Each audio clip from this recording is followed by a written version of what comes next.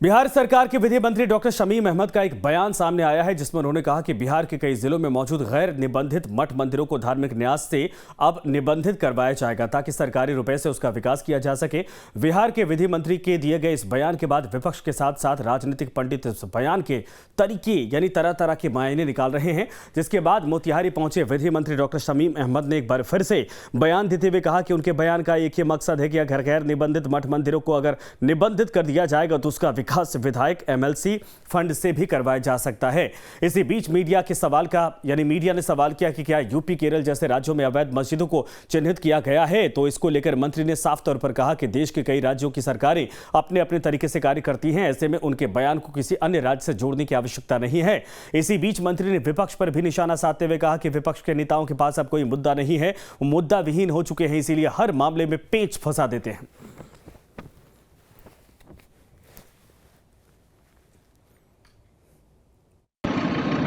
मठ मंदिर का बयान मेरा जो है ये रजिस्ट्रेशन कराने के लिए है। सभी लोग रजिस्ट्रेशन करा लेंगे तो सरकार के पास आंकड़ा हो जाएगा।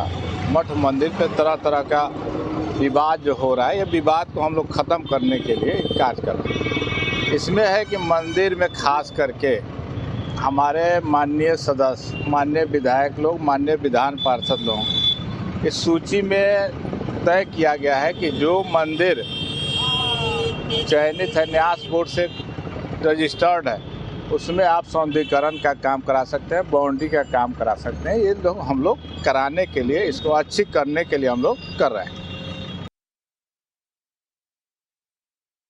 हाँ सर, निबंधन तो किया जाना चाहिए। निबंधन से ऐसा होगा कि इसका विकास होगा और सरकार के देख रेख में रहेगा। तो यहाँ पर जो पुजारी हैं उन लोगों की भी कुछ व्यवस्था सरकार के तरफ से हो जाएगी, तो जीविका का भी साधन हो जाएगा पुजारियों के, और सब विकास होने से इसका बहुत सा विकास होगा।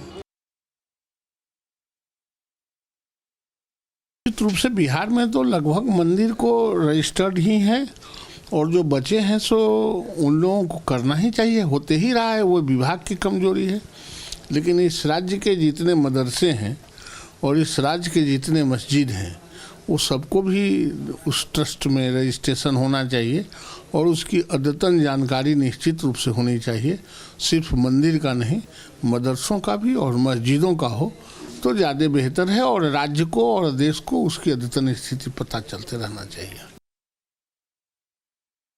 निश्चित रूप से हमने पहले कहा, मेरा संदेश क्या है, मैं ये इसलिए कहना चाह रहा हूँ कि सरकार की जो मंशा है, जहाँ वो आंख मूंदना चाहते हैं, उस आंखों को हम खोलना चाहते हैं। वो आंखों को खोले और उसके औचित्य पर भी सर्वेक्षण उसका कराए, उसके औचित्य पर भी सवाल मैं उठा रहा हूँ कि उसका औचित्य है कि नहीं है और किस परिस्थिति में वो वहाँ खड़ा है, इसका भी मूल्यांकन होना चाहिए। भारतीय जनता पार्टी जो परसेप्शन खड़ा करना चाहती है वो परसेप्शन का मामला नहीं है। हम लोग सभी को जो संविधान में निहित है मामला, उसके अनुसार काम करेंगे।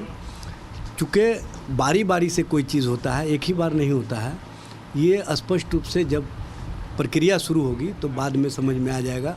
भारतीय जनता पार्टी हर मामलों में राजनीति जो करना चाहती है और हर एंगल को हिंदू मुसलमान के नियति से जो देखती है, उसको देखने की आवश्यकता नहीं है।